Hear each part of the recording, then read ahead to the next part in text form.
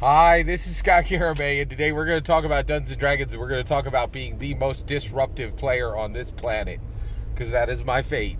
This is a field report on my Dungeons & Dragons Pokemon Go campaign in which I am a player, right?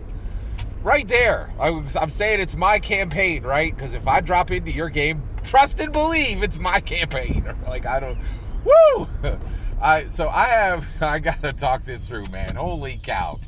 So first of all, I'm incredibly blessed. I've been invited to be a player in a Dungeons & Dragons Pokemon campaign. And the campaign, you get to actually play a Pokemon. You start at its, lowest evolution, and then you literally level up through level 20, and you get all the moves that Pokemon would get, and you travel with a team of Pokemon, and you go to gyms, and you defeat the gyms, and all right there. And I'm so excited because I love Pokemon and I love Dungeons & Dragons. And so this Storm Dungeon Master came in and said, "Hey, Scott, you're invited," right? I got so excited. Boy, that excitement cracked in about it took 2 hours, I think.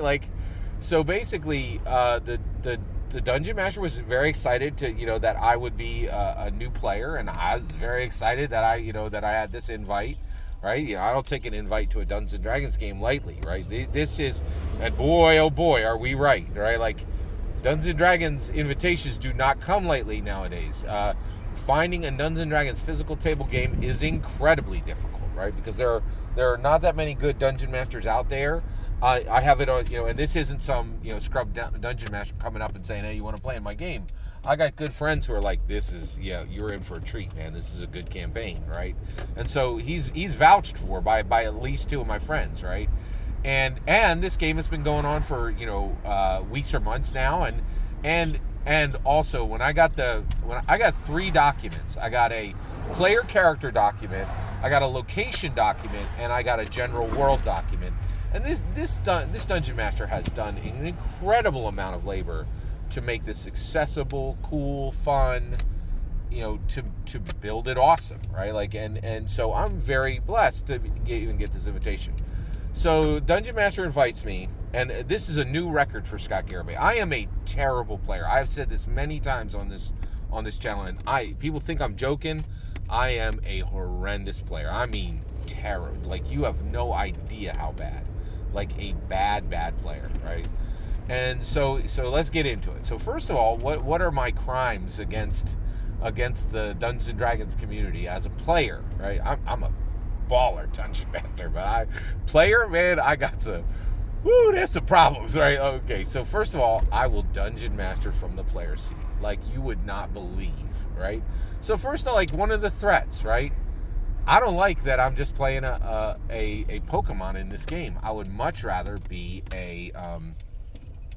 I would really love to actually fully be a trainer, and then build out my team, right? I will be trying from day one. I'll be looking for opportunities to, as a player, shift the world and reform and literally reforge the entire world, right? So that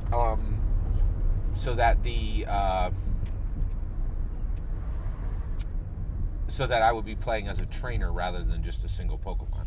That's just and I'll try to do it from the player seat. I know me,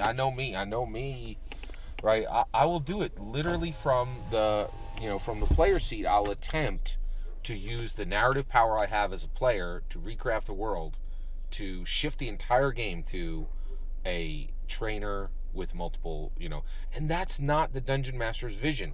And I know myself, right? I don't really care what your vision is. I'm here to make this the world that I want it to be, right? And so I Dungeon Master when I Dungeon Master, and I Dungeon Master when I play. That's a problem, right? And in addition to that, I just do not give two craps about the mechanics of my player character. All I care about is the narrative, and I will sacrifice mechanics for narrative. And I hear you. You're like, here's your next words. "Oh, Scott, those don't have to be separate. You can make a mechanical strong character, and at the same time, it's going to be good narrative." No, I do not care about mechanics. I will sacrifice.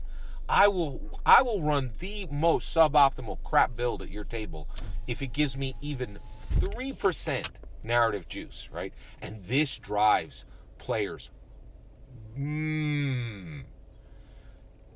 outlandishly vexed. It makes players outlandishly vexed. It is for realsies. It is a very real deal, right? So it is very, like, it is definitely a thing, right? So basically, we have this situation where you got this, this is happening, and I want to do a good job with, I want to do a good job in making, I don't want to disrupt this table, right? So here's where we're going. This is a new record for me. I have broken my own record, right? I have disrupted many many tables as a player, like, no question. I am just the worst player, right? I have other, like, proclivities that I haven't even listed, right? But this is real. I am very legit a problem at the table, right? And I'm aware of it. I'm aware that but I do want to become a better dungeon master, and I see becoming a better dungeon master as a path to that as being a player, right? So here's the new record I broke, right? So the Storm Dungeon Master explains this world to me, and he's like, so you're gonna play a Pokemon. What do you want to play? And I'm like, Donphan. And he's like, great, no problem, Fanfy, right? Like, you gotta earn that Donphan evolution. No problem, I totally get that, right? And then he's like, you get to choose a class. And I was like, well, wait a second. Are only certain classes available for certain Pokemon? And he's like, no, any class is available for any Pokemon. And I was like, bet, I'm playing, So then I think about it, and he adds me to the player group, to the Facebook group.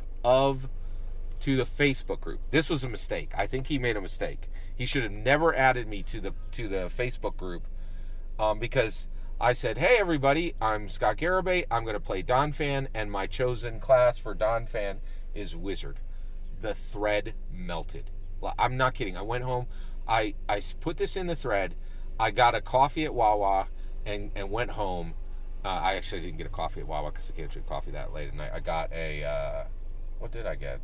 Oh, the new caramel cold brew M&Ms.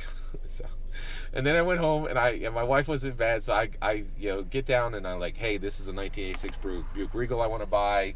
And I showed her the pictures, and I'm like, and I got invited into this D&D, into this D&D group.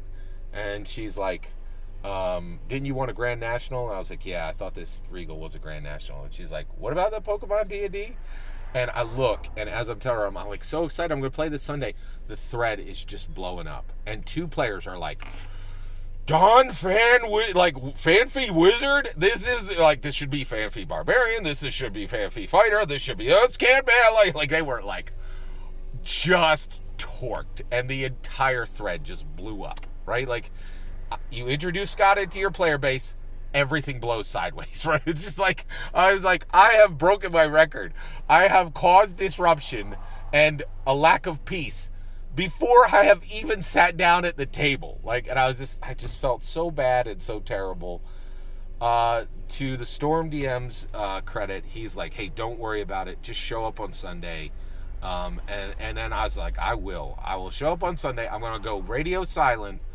And actually, I had said on the group, I was like, you guys are clearly a mechanical. Before the Storm DM jumped in, I was like, you guys are clearly a purely mechanical table. You care a lot about, every player at the table. Oh, so one of them said, this is an unwise choice. The other player said, we're going to have to carry you. Like, and so I legit came right back, and I was like, hey, thanks guys for the invite. I'm out. I'm going to pass because you have a good thing going, and I don't want to disrupt that. Storm DM comes on the other thread and says, hey, just let's sit down at the table. Let's give it a try, right? And so I was like, okay, yeah, that totally makes sense. So the plan, I went radio silent on the thread, did not say another word, and then I'm building my character with the help of the Storm DM, and I'm going to show up on Sunday, right? And he said, hey, listen, just try it. If you don't like it, you can call it quits. And I told, hey, you got me coming to your table. I'm giving you the reverse offer. Like, if you see anything you don't like in my style of play or how much I disrupt you you could just, anytime after that game, just like thread me and say, yeah, you're right, this isn't a fit. You're probably going to be disruptive to this entire table. So I new record for Scott Garibay. I legit disrupted an entire Dungeons & Dragons table before I even sat at the table with them. Even the idea of Scott Garibay joining that group melted the thread, right? Like, and just like, very distinct, frustrated players, like within minutes of me, even like within seconds of me introducing myself, two people in the group were highly, distinctly vexed, right? I don't know. What's wrong with me? No, that is not my question. That is not my question. What can I do? Okay, so here's the issue. If I refuse to give any ground for mechanics for the sake of narrative, and I will sacrifice anything for narrative, is it right for me to continue to accept D&D invitations knowing that this is going to upset one or more players? That's my question to you. I would really love to hear your answer. Please consider liking, subscribing, and have a wonderful millennium.